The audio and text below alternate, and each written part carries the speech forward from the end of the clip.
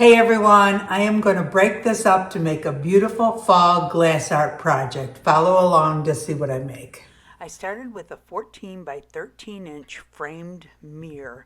It was framed in, almost was like natural unfinished wood, and I decided just to leave it that color. Now when you flipped it over, it looked like somebody had used like plaster or something to try to seal all around the edges, but there was some open areas, so I took my hot glue gun and just went in all those open areas to make sure that there wasn't any resin leaks.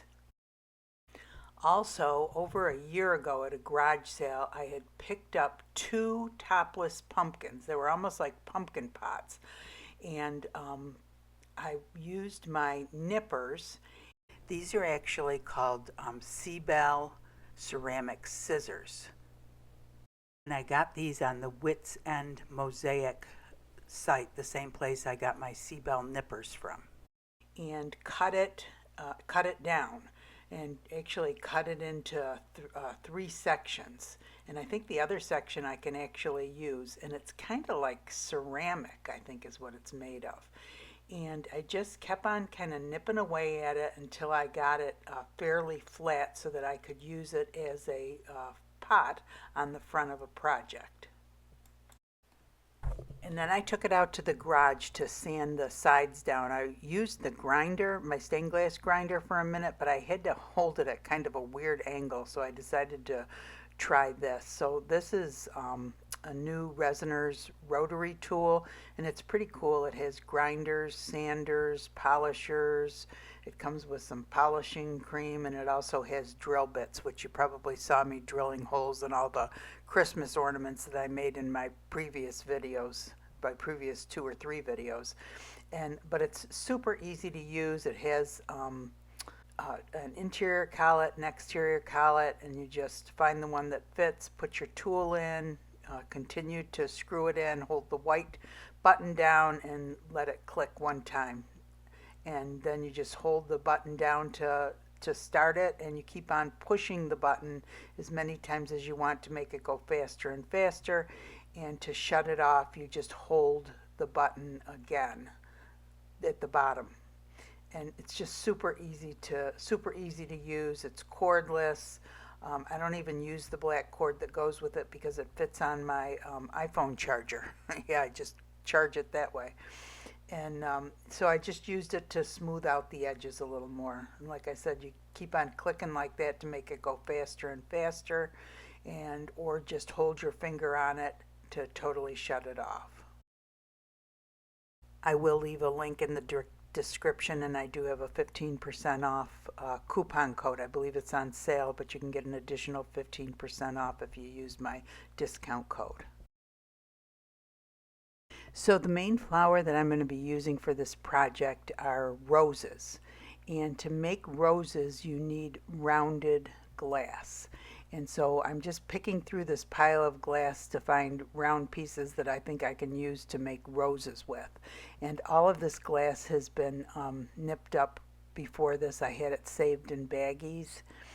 But this glass to make roses with has to be a small diameter, like a small diameter vase. And in a minute I'll show you how I did it. So I'm just picking through the glass and trying to pick out the pieces to make up about 5 roses. So to make the rounded petals for the roses that I'm making, you really need a smaller diameter vase. And the vase that I actually used to create those is the long narrow vase there. And of course, I think the ones I used were probably more toward the bottom because I didn't want them super curved. And then if you want a larger flower, you would use a larger diameter vase like that, and you can see what the difference is there. And all I do to make it, only I did it on the smaller vase, is just nip around the perimeter, and you get a nice curved piece of glass to create your flowers. And I do have a bunch of videos out on how to create flowers, and I do go into more detail about cutting the glass for the flowers. Whenever I cut up glass, I always tumble it for 1 hour to take the sharp edges off. It's a very simple thing to do, and it prevents you or somebody else from cutting themselves. You can fill the tumbler up to 3/4 full, then cover the glass with water. Then I put a squirt of Dawn dish soap. The only thing the Dawn dish soap does is can help clean the glass. It does nothing to take the sharp edges off. And then I put it on the tumbler for 1 hour. When I'm done, I throw it into the colander, rinse it off, and then put it on a towel to dry. I decided to make my roses red, and this is the metallic red from Tamaya. It's a beautiful red color, and the great thing about the Tamaya spray paints is once completely dry, they do not run, they do not fade. You can pour resin over them. You don't risk the chance of them running into your resin. And honestly, this is dry within a half an hour. You can use it. The other thing I need for this project are leaves, and I'm not going to go through this slow or anything. I have a whole playlist of different flowers where I go into detail on how to cut the petals for the flowers and how to cut the leaves. If you need to watch them, just look for how to cut flowers playlist that I have. But anyway, I cut up a bunch of leaves, and I'm going to be using them for this project. So as you'll notice, I have this sped way up. This is like 45 minutes of me filming, and I have it condensed down to 2 minutes. And all I'm doing here is messing with the flower petals to try to make 5 pretty roses. And I just keep on moving the glass around trying to make 5 pretty roses. And what I decided was it would be in my best interest to put UV resin on it and hold it securely as one unit, because then you can move it around on your project as one unit and not have to move 10 pieces of glass every time you want to move it an inch. So it just it drives me crazy. I don't know if it's okay with you guys, but with me it drives me crazy. I would rather have the petal all or the flower all connected, and then you can just move it, like I said, as a unit wherever you need to move it to. Those of you who have never used UV resin before and have only used epoxy resin, UV resin is used for smaller projects, and it has a 3 to 5 minute cure with a UV light. You could also use sunlight, but I just find it real easy to use to hold things together or to make a quick bond. So I continue to mess with the flowers, and when I get each flower the way I want it, I take UV resin and squirt it on it and then put the UV light on it. And I continue to do that until all 5 of the flowers are connected as individual flowers. You'll also notice that I have some purple glass and some kind of orange yellowish glass over there to the right and the purple to the left. And I was going to make flowers. Well, actually, I did make flowers out of those, but I didn't end up using them in the project. I put some together and I just didn't like the way it looked. And then here's all 5 of the flowers done. And then these are some tiny yellow iridescent flowers that I had gotten on Temu, and I want to change them more to an orange. So I have this orange metallic Tamaya spray paint, and I flip them all over and spray the back. You only have to spray one side, and then the front will retain its iridescent quality. Isn't that pretty? So I did those orange, and I did another set of them purple. So the back of this frame looked terrible, and I decided I was going to try to cover it up. I remember somebody on Facebook saying something about putting a paper bag over the back to make the back of your projects look better.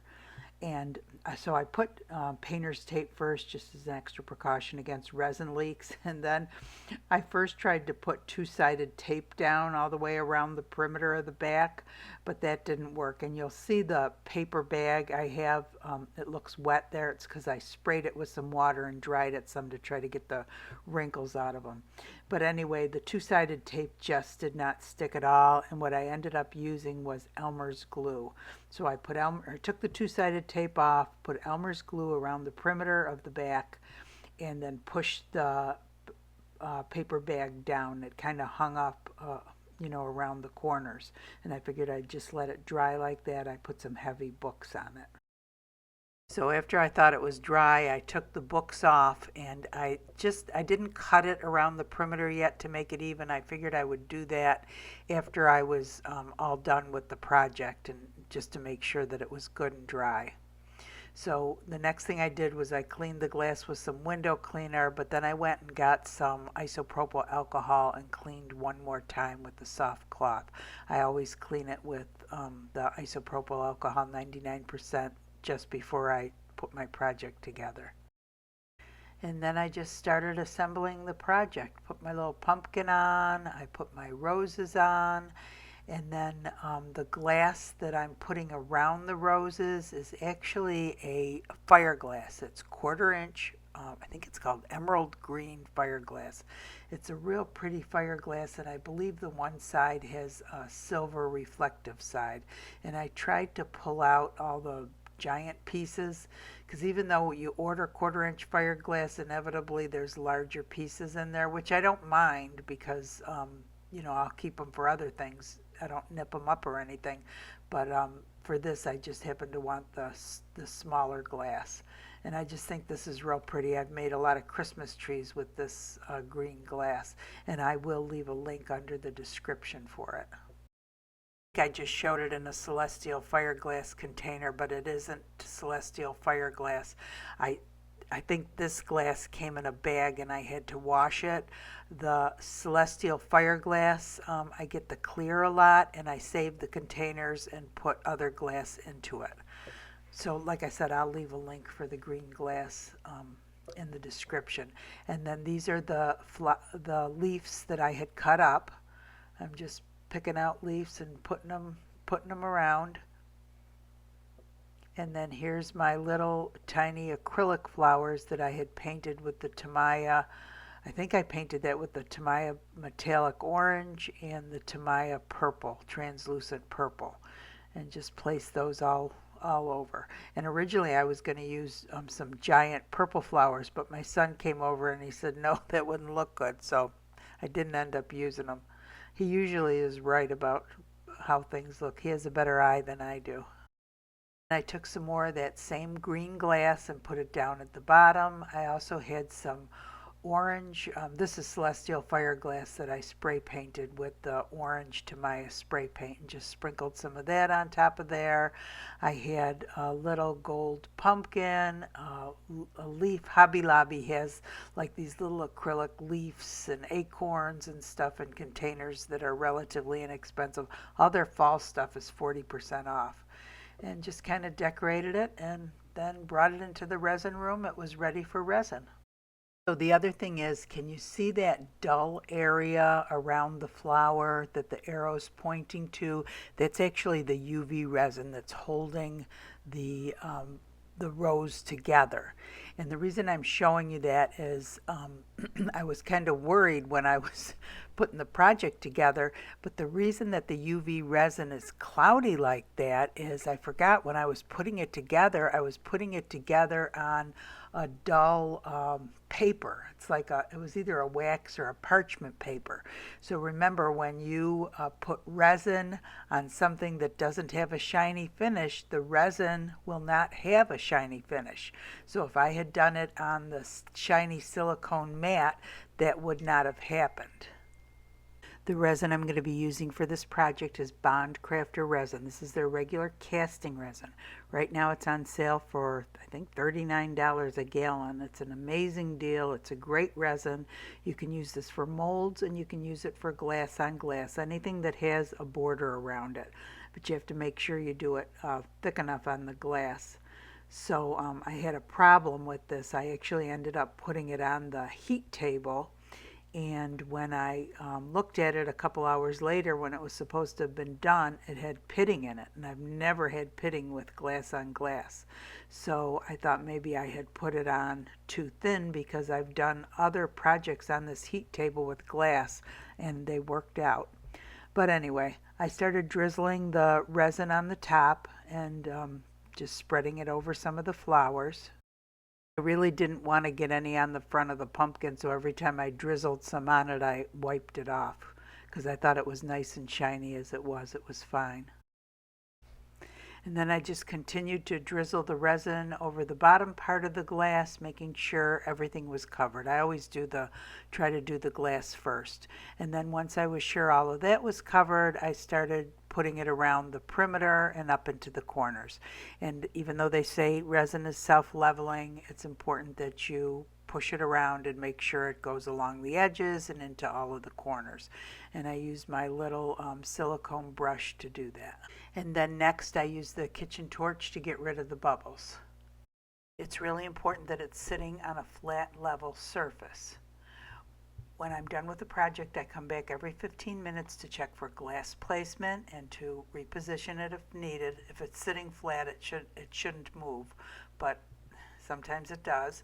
I also check for sediment, try to get down eye level and look, because sometimes you can't see it from looking above. And I get anything that I see in there out with a toothpick. I retorch if I see bubbles.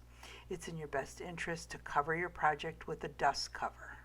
This particular resin has a 40 to 45 minute work time.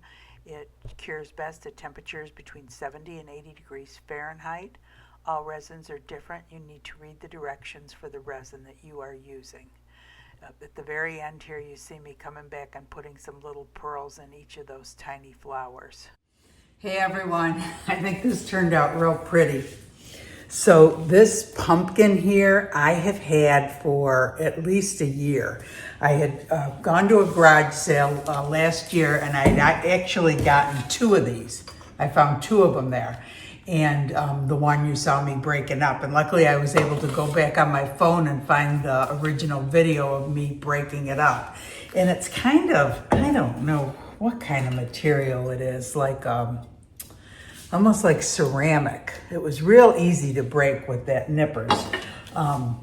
So anyway, I was able to break, and I have some more pieces. Like I have this one here too, the other side of it. I think I could make something else with it.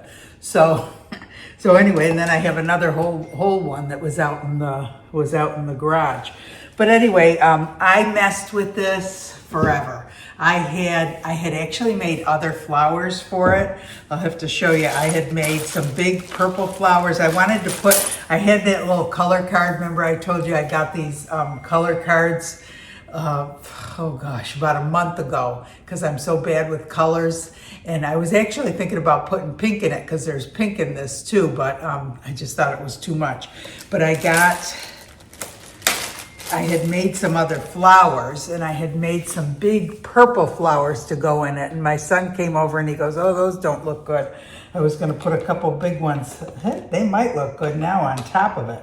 But so I made a whole bunch of flowers, and these petals I had already cut up a long time ago and just had them in bags in the closet. So I had made red flowers, and then I had made larger yellow flowers, yellowish orange flowers to put on there. And I ended up just using these tiny flowers, and I'm going to try to find a link for them. I got them on Temu, but I'm sure they have them on Amazon. But they're very translucent, and they kind of have an iridescence to them. So if you spray the back of them to change the color, the iridescence is still on the front. It doesn't cover it up. Let me see if you can see. Can you see the sparkle? So the thing is, I don't know if anyone's gotten these from Hobby Lobby. They're like the little leaves and acorns and pumpkins and things like that come in all different colors, fairly translucent. And I've heard people say, well, I'll never use that color, or I'll never use that color. But all you have to do is spray them. Just spray one side, whatever color you want to make them. So, you can you can't, well, maybe you could. I don't know. Let's say you can't turn a yellow one pink, but if you wanted to turn that orange or red, you could do that. And you can change the colors or make the colors darker so that they're not so translucent when you pour the resin on them. But, these are super pretty to work with. And I use the acorn. I think I put an acorn over there and one of the leaves, and then the gold pumpkin there. And then all my little my little flowers there. I'm going to try to find a link for them because they're so pretty to be able to fill in. And these were already kind of purplish, but I just made them a darker purple by spray painting the back of them. So just a tip. And I want you guys to know, so you know the big resin table that I have, and then I have the small resiners resin table. It's weird because on, I don't know if you can see my starfish over there. I did a video the other day on all the things to make with the starfish mold. And I put that on the resiners table at the high, in the resiners table, and also my large heat table for 2 hours at the highest, and it cured fine. And also a few weeks ago I did the big pink pumpkin, and I did that on the table, and it cured fine. I did this on it for 2 hours, and it ended up with all these little like dots on it, almost like it was starting to pit or something. And so I thought, oh, that's no good. So I just mixed up some more resin and poured it on there, and it cured fine. You can see that. So I'm not sure why it affected it one way one time and not the other, because a lot of people on the Facebook group have been asking, you do the molds on those tables and it cures it up within 2 hours. It's wonderful. You can demold it. And then I did the pumpkin glass art on it, in 2 hours it was cured. But for some reason this didn't, and I wanted to tell you that I did canvas on it, seeing how that would react. And Yvonne from our Facebook page does it, but I don't know where my glasses are. Let me get them. Oh, here they are. So this is with Super Clear, the Super Clear. So this is the Super Clear without the heat table. This is the Super Clear with the heat table. And let me turn it. See how it's got all those little tiny pitties in it? So don't do canvas on it. I wouldn't recommend it. And this was on the lowest setting. This one I did on the lowest setting. So I don't recommend it. So I'm gonna do some more experimenting with it with the glass art. I think you can put this pretty thick on here, and maybe I had it too thin, and that's why it did that. So for anyone that you can cover up any flaws in your resin by just re-resining over it. Sometimes you'll have to sand, and then when you pour resin, you have to cover the whole thing or you'll see where it starts and stops. Now, I didn't have to recover this because that sticks up. And actually, if this was the only flawed part and that leaf came all the way up to the top, you would only have to re-resin this side because you wouldn't be able to see where it stopped and started because of the leaf there. But I just poured the resin over the glass part and it turned out beautiful. So yeah, it was getting little teeny tiny pits from that heat table, and I'm wondering if it was because I had the resin on there so thin. So I'm gonna do some more experiments with it. So I have a few videos ago talking about the two different heat tables, the one being the resiners and the large flat glass one. So if you wanna check those out. Anyway, this was, so in these roses, if you put your flowers together ahead of time, then you can move them around. Can you imagine if you had placed every single little piece and then decided to move it an inch and then you got to move it again? I just think it's so much easier. Oh, and the other thing I was going to tell you was I noticed, I don't think you can see it now though. No, it totally covered it up. I was noticing when I first put the roses down that the UV resin was a little hazy. And it's because when I was putting the flowers together, I was doing it on wax paper. And if you did it on a shiny silicone mat, it would be shiny. If you do it on wax paper, it's gonna be a little hazy. So you know how when you pour resin into a matte mold, it's not shiny. If you pour it into a shiny mold, it's shiny. Well, the same thing with the UV resin. So I was a little worried, but the regular resin did end up covering it up, but just so you know. Anyway, I'm trying to think what else to tell you about it. Just a lot of fun. I'm glad it turned out. I'm glad I listened to my son and didn't put the giant purple flowers on. But I thought it was a cute fall project. Oh, and the paper on the back. Yeah. So doesn't that look so much nicer than, I don't know if you remember what it looked like in the beginning, but I remember somebody on our Facebook group talking about paper, putting paper on the back. And you know, I don't sell my artwork, I just give it away, so I don't really care what the back of it looks like.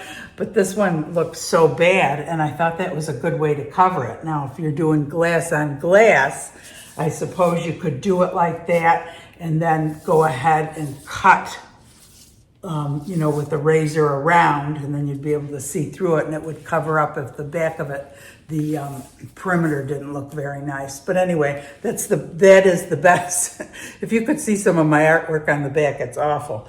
But that's one of the best. So anyway, I hope you enjoyed the video. If you did, please give it a thumbs up. That really helps the channel. If you enjoy the channel and haven't subscribed yet, please consider subscribing. I have tons of videos, all different glass and resin art, molds, glass art, just all different things. We have the Facebook page, an amazing group over there. Everybody's going on with their holiday art now. Everybody's all excited about it, trying all new things, a bunch of beautiful stuff being displayed, and I hope you guys all have a great day. Thanks for watching.